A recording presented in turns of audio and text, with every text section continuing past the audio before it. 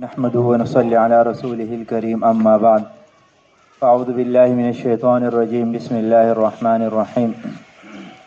د ټولو نه مخکې زه د احساس ویلفر سوسایټي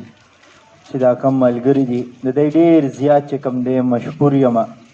چې دی په دې وخت کې د خپلو ماشومانو سره دی ګوره طالب علم چې د ده مثال د بچي وي استاد چونکې مونږ خپل هم استادان یو دینی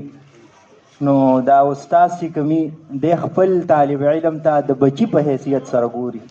نو دا یو ډېر ښه کوشش دی زموږ د دې ملګرو د اساتذه کرامو